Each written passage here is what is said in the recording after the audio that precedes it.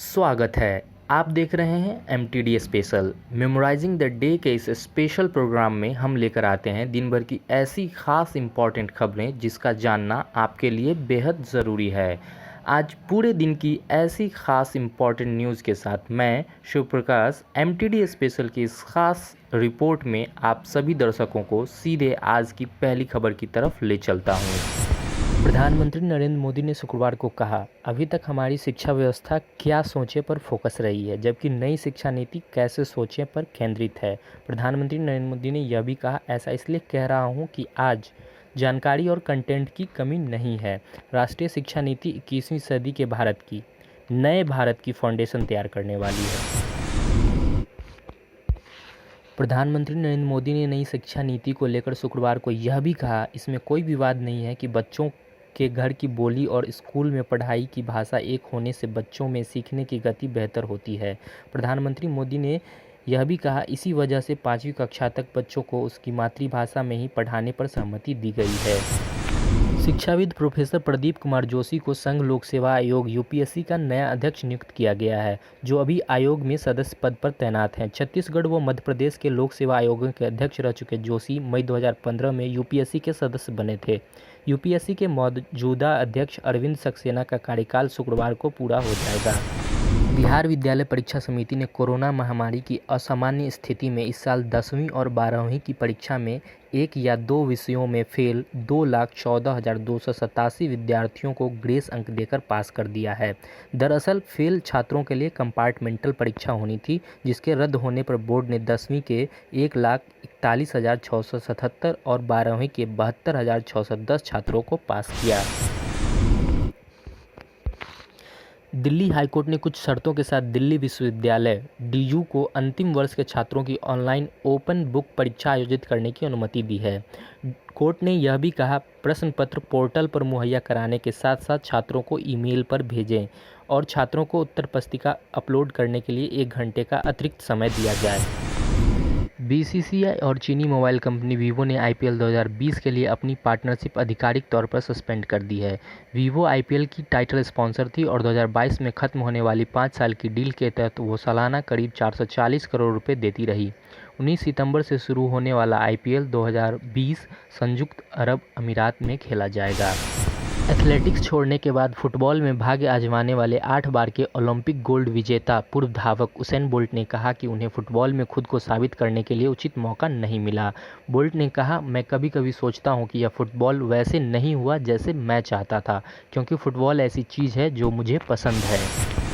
भारतीय खेल प्राधिकरण ने शुक्रवार को बताया कि भारतीय हॉकी टीम के कप्तान मनप्रीत सिंह बेंगलुरु में राष्ट्रीय शिविर से पहले कोरोना वायरस पॉजिटिव पाए गए हैं। मनप्रीत के अलावा डिफेंडर सुरेंद्र कुमार, जसकरण सिंह और ड्रैग फ्लिकर वरुण कुमार भी कोरोना संक्रमित पाए गए हैं। वहीं मनप्रीत ने कहा, मैं ठीक हो रहा हूं, उम्मीद है जल्द रिकवर हो जाऊंगा। 18 महीने पुराने online coding class startup white hat junior को 2248 करोड़ रुपए में बायजू को बेचने वाले संस्थापक करण बजाज एक उपन्यासकार भी हैं। BIT मेसरा और IIM बेंगलोर में पढ़ाई कर चुके करण स्टार्टअप शुरू करने से पहले 3 साल तक डिस्कवरी नेटवर्क्स, जो कि दक्षिण एशिया में है, के CEO थे। अमेरिकी राष्ट्रपति डोनाल्ड ट्रंप ने चीनी ऐप टिकटॉक की पेरेंट कंपनी बाइटडांस के साथ अमेरिकी लेन देन पर रोक लगाने के लिए गुरुवार को कार्यकारी आदेश पर हस्ताक्षर कर दिए। उन्होंने टिकटॉक से अमेरिकियों की व्यक्तिगत और मालिकाना जानकारी को खतरा बताया है। आदेश के तहत 45 दिनों के बाद बाइटडांस के साथ कोई भी अमेरिकी लेन देन प्रतिबंधित रहेगा। गूगल ने बताया कि उसने अप्रैल से जून के बीच चीन से जुड़े 2500 से अधिक यूट्यूब चैनल को डिलीट कर दिया है। गूगल ने यह भी बताया कि ये चैनल सामान्यतया गैर राजनीतिक और स्पैम वाला कंटेंट पोस्ट करते थे, लेकिन ये राजनीति पर कभी कभी कुछ कमेंट करते थे। इस मसले पर चीनी दूतावास की अब तक की कोई प्रतिक्रिया नहीं आई है। Bill and Melinda Gates foundation और इंटरनेशनल वैक्सीन अलायंस गैवी के साथ मिलकर serum institute of India Bharat समेत 92 देशों के लिए कोविड-19 वैक्सीन की 10 करोड़ डोज बनाएगी। सीरम इन वैक्सीन की कीमत 225 रुपये प्रति डोज रखेगी। कंपनी को एस्ट्राजेनेका और नोवावैक्स की संभावित वैक्सीन के उत्पादन के लिए गेट्स फाउंडेशन ने 1125 करोड़ रुपए की मदद मिलेगी। WHO के इमरजेंसीज प्रमुख डॉक्टर माइकल रायन ने गुरुवार को बताया कि कोविड-19 की 6 संभावित वैक्सीन क्लिनिकल ट्रायल्स के तीसरे चरण में है। इन 6 संभावित वैक्सीन में से 3 चीन से हैं। रायन ने यह भी बताया तीसरे चरण के ट्रायल्स में पहली बार ये संभावित वैक्सीन सामान्य जनता को दी जाएंगी। तीसरे चरण का यह मतलब नहीं कि वैक्सीन मिल गई है। अमेरिका के शीर्ष संक्रामक रोग विशेषज्ञ एंथनी फॉची ने कहा कि 2021 के अंत तक कोविड-19 वैक्सीन की 1 अरब डोज तैयार हो सकती है।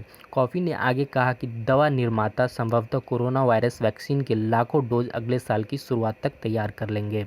48 लाख से अधिक मामलों के साथ अमेरिका सर्वाधिक कोरोना प्रभावित देश है। दिल्ली के मुख्यमंत्री अरविंद केजरीवाल ने शुक्रवार को कहा कि राज्य सरकार इलेक्ट्रिक व्हीकल पॉलिसी के तहत इलेक्ट्रिक वाहन खरीदने वालों को आर्थिक मदद देगी। केजरीवाल ने यह भी कहा 2 पहिया वाहन, ऑटो रिक्शा और ई रिक्शा पर 30,000 रुपये तक और कार पर 1.5 लाख रुपये तक की आर्थिक मदद दी जाएगी। उन्होंने अगले 5 साल में 5 लाख इलेक्ट्रिक वाहन रजिस्टर होने की उम्मीद जताई है। रेल मंत्री पीयूष गोयल और कृषि मंत्री नरेंद्र सिंह तोमर ने वीडियो कॉन्फ्रेंसिंग के जरिए देश की पहली किसान रेल को हरी झंडी दिखाकर देववाली से दानापुर के लिए रवाना किया है। गोयल ने यह भी बताया फलों और सब्जियों से समृद्ध क्षेत्रों से गुजरती है ट्रेन उत्पादों को खराब होने से पहले बाजार पहुंचाकर किसान व उपभोक्ता दोनों को लाभ पहुंचाएगी। शोधकर्ताओं ने गुरुवार को कहा कि कनाडाई आर्कटिक की पूर्ण रूप से बरकरार अंतिम आइस शेल्फ ढह गई है और जुलाई के अंत में महज 2 दिनों के अंदर इलाके का 40% हिस्सा खत्म हो गया। शेल्फ का क्षेत्र करीब 80 वर्ग किलोमीटर तक सिकुड़ गया है। एक ग्लेशियोलॉजिस्ट ने कहा यह बर्फ की बची हुई सबसे बड़ी शेल्फ थी। ट्विटर ने बताया कि सरकार से संबंधित ट्विटर अकाउंट्स और सरकार नियंत्रित मीडिया, उनके एडिटर इन चीफ समेत वरिष्ठ अधिकारियों के अकाउंट्स लेबल होंगे।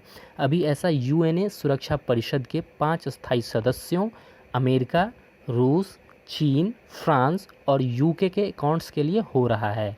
इसमें विदेश मंत्रियों, राजदूतों, आधिकारिक प्रवक्ताओं और मुख्य सरकारी संस्थाओं के अकाउंट्स शामिल हैं।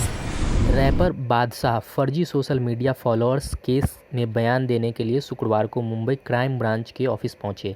क्राइम ब्रांच ने गुरुवार को भी उनसे पूछताछ की थी। इस मामले में अब तक 20 लोगों से पूछताछ हो चुकी है और जांच टीम कुछ बड़ी बॉलीवुड अभिनेत्रियों को बयान दर्ज कराने के लिए समन भेज सकती है। अभिनेता सोनू सूद से ट्विटर पर एक लड़के ने कहा कि उसके आसपास के बच्चे लॉकडाउन में एंजॉय कर रहे हैं, इसलिए क्या सोनू सूद उसे एक PS4 प्लेस्टेशन गेम दे सकते हैं। लड़के के ट्वीट पर सोनू ने जवाब दिया, अगर तुम्हारे पास PS4 नहीं है तो तुम धन्य हो, कुछ किताबें पढ़ो, तुम्हारे लिए मैं ये कर सकता हूँ।